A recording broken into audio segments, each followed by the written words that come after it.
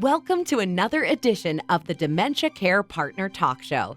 Now, here's dementia care expert Teepa Snow and your host, Greg Phelps.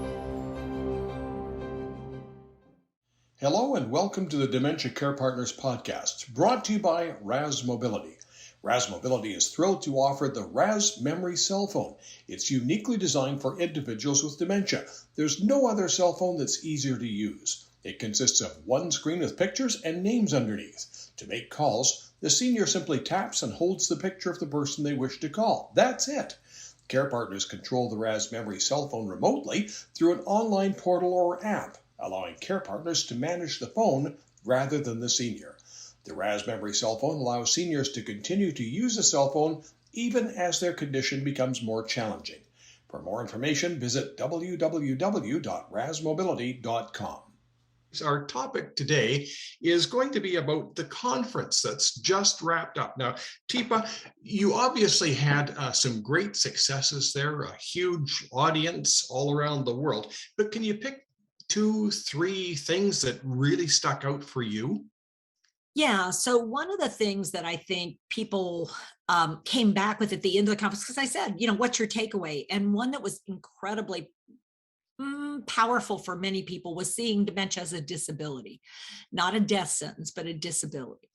An ever-changing one, and one that's complicated, but something that isn't, you're not going to start dying right away when you get your diagnosis. And it's time to relook at what you are going to be able to do and how we switch an environment, look at how we provide support, maybe look at things like safety and independence, and then, participation to see what's possible after the diagnosis. And it turns out it's highly variable. A very individual experience. Yeah.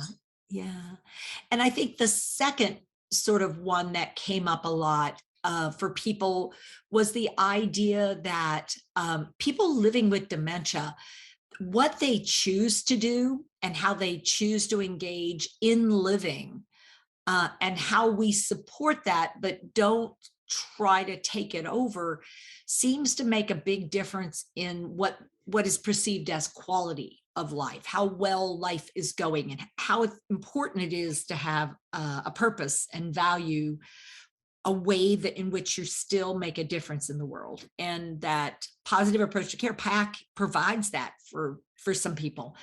And it also provides that opening window phenomena for families and for professionals and for organizations, a way to look at this differently. Now, PAC has always been inclusive, but this time around even more inclusive, because you featured several persons living with dementia, as key participants in the conference. Yeah, so we had people co-presenting with us. We had people stating their perspective, their point of view, and some people had different perspectives and points of view.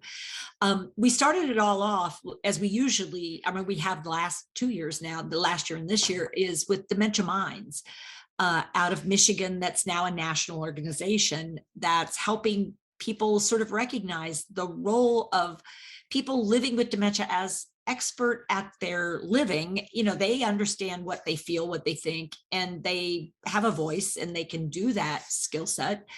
And then how we then take that perspective and then build it into other phenomena.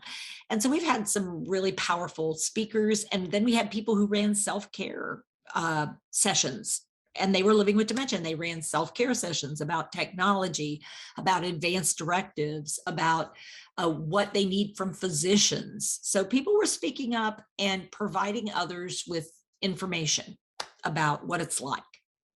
What about surprises at this year's conference? Because there always seems to be something that just emerges and everybody goes, wow. Yeah.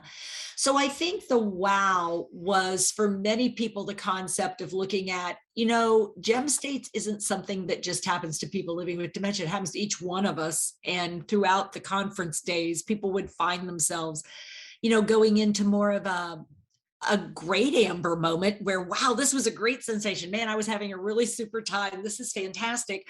Or, whoa, I'm getting overwhelmed. I'm so tired. I just need to step away. I need a cup of coffee, kind of thing, so that going in and out of different gem states isn't something that's weird. It's just part of living life. When you get stuck in a gem state and it's not working well, that's what really tends to create the havoc or the challenge or the problem.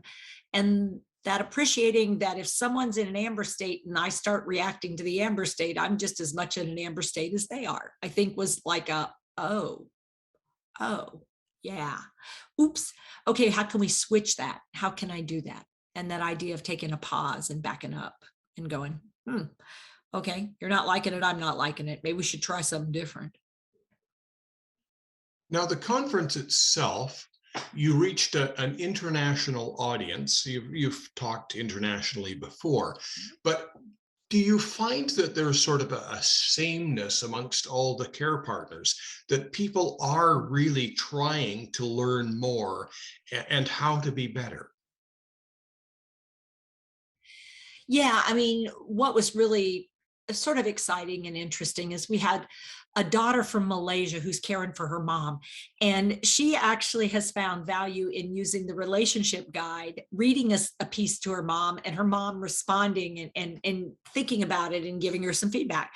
And her mom is, fairly early in her dementia, but she's really often challenged by being the mom that she is and having a sense that, sometimes you're trying to make me do things and I don't like that. So, that learning process, that learning curve, and people, who are in Singapore, like Emily Ong, who is speaking up and doing cooking. I mean, she's a remarkable chef, but she also has to live her life now with the challenges of not being able to find a sequence or not being able to know what do I do with this ingredient? How about cultural differences in being a care provider, a care partner? Yeah, so I think one of the things that we're finding is internationally, we have to really fit the concept of PAC into the culture that we are working with. So we are now making connections to China and to Australia and to New Zealand and to Polynesia. And every culture we go into is somewhat unique. And so some of our specifics will change, but the intent is the same. You must seek permission, you must receive permission. And until and unless you make sure that you're connecting, you don't have a solid enough relationship to often get the quote unquote care done that you want to provide or offer the support that's going to work. Teepa, thank you very much.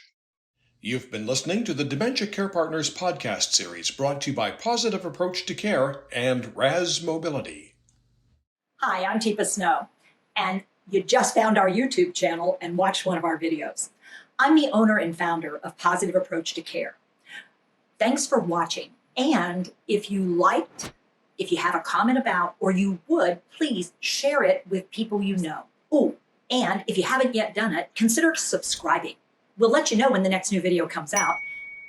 And you might want to visit our website, www.teepasnow.com, where you'll find other resources as well. See you there.